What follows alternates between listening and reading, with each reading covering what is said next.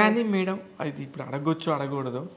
కొంతమంది ఇప్పుడు social media పెరగటం వల్ల కానీ ఈ ట్రోలింగ్స్ చేయటం వల్ల కానీ కృష్ణరాజు గారి ఫ్యామిలీకి ప్రకాష్ గారి ఫ్యామిలీకి అసలు పడట్లేదంట ఇట్లాంటివన్నీ అన్నప్పుడు నాకు బాధ వేస్తుంది. ఎందుకంటే నాకు తెలుసు మొత్తం ఇక్కడ అందరూ ఆయన ఎంత బాగా చూసుకుంటారు, పెద్ద చెల్లెలు ఎలా చూసుకుంటారు, రెండో చెల్లెలు ఎలా చూసుకుంటారు నాకు తెలుసు. బట్ నేను వాళ్ళకి ఎంతసేపు అని ఖండించగలను? ఇలా కనీసం వీడియో ద్వారా అయినా ఖండిద్దాం.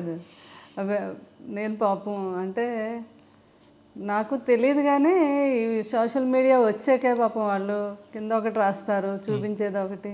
అంటే దానివల్ల మరి వాళ్ళకి ఏమైనా ఉపయోగం ఉంటుందా ఏంటో మరి నాకు తెలియదు, నీకు తెలియాలి. అంటే ఉపయోగం అంటే మేడం అది ముందు ఇంట్రెస్ట్ క్రియేట్ చేస్తుంది.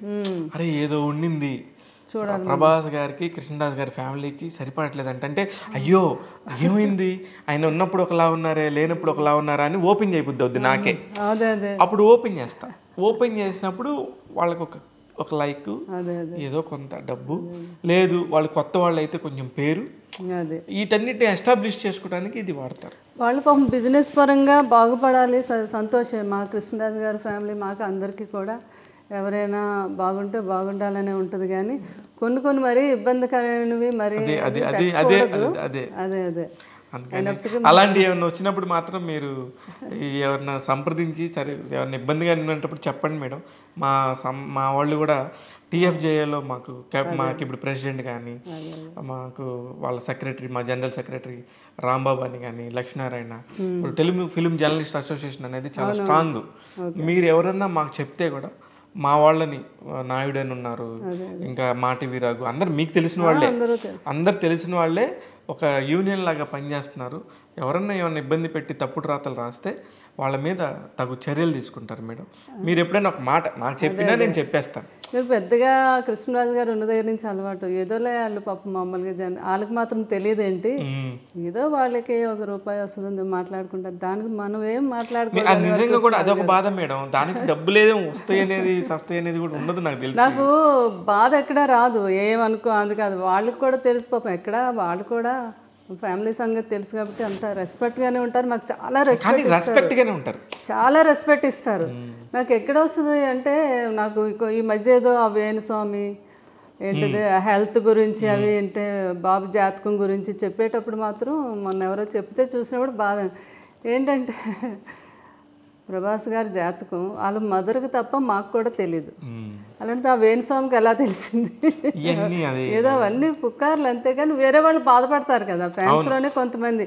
మేడం మీరు అడగండి అంటే మనం ఎందుకు అడగడం అయ్యా, అవన్నీ పుకార్లని మీరే కదా చెప్తున్నారు.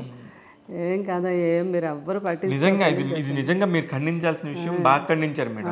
వాళ్ళ మదర్కి తప్ప ఎవరికి తెలియని జాతకాన్ని ఎలా చెప్తాడు? అదేలేండి, మొన్న కూడా ఆయన చాలా చెప్పాడు. World cup, India world cup కూడా గెలిచిద్దని చెప్పాడు. గెలిచింది లేదనే సంగతి మనకు తెలుసు. అలాగే కేసీఆర్ గారు కూడా ఖచ్చితంగా మళ్ళీ సీఎం అవుతారు 3వ సారి అని చెప్పారు. మళ్ళీ ఏం జరిగిందో తెలుసు. అందుకనే జనాలు కూడా ఇలాంటి బ్లండర్స్ని, వేస్ట్ టాపిక్స్ని నమ్మకుండా ఉంటే బెటర్. నిజంగా మీకు నమ్మకాలు ఉంటే మీరు వెళ్ళి వ్యక్తిగతంగా చూపించుకోవచ్చు. కానీ టీవీలకి ఎక్కటాలు, సోషల్ మీడియాలో ట్రోల్ అవటాలు ఇవి కరెక్ట్ కాదేమో. యాక్చువల్లీ కరెక్ట్ కాదు అది. ఇంకా కాకపోతే మళ్ళీ ఎవరిని నిందించడం మాకు అలవాటు లేదు కాబట్టి వేరే వాళ్ళు అయితే కృష్ణరాజు గారు వేరే వాళ్ళు కూడా కృష్ణరాజు గారు ఎలాగ అజాతశత్రువే ఆయన అనేవాళ్ళు చూసారు. ఎవరు లేరు ప్రపంచంలోనే లేరు ఆయన అనేవాళ్ళు. కాకపోతే 99% ఉన్న 1% ఎవరో ఒకరు ఉంటారు. కొంతమంది వచ్చి అనేవారు కృష్ణరాజు గారిని, సార్ ఒక అతను ఇలా అంటున్నాడు మిమ్మల్ని, నాకు చాలా బాధేసింది సార్, నేను ఏమైనా ఊరుకోను, మీరు అన్ని ఏదో ఒకటి చేయాలి అనేవారు. వాళ్ళకు ఉంటుంది కదా. కృష్ణరాజు గారు నవ్వి పిచ్చుకు మీద బ్రహ్మాస్త్రమా అనేవారు. ఒకే మాట మీరు చెప్పకుండానే చెప్పేశారు మేడం. రాజుల స్టైల్లో మీరు రాజత్వాన్ని మీరు నిరూపించుకున్నారు. అది పిచ్చుకు మీద బ్రహ్మాస్త్రమా అనేవారు.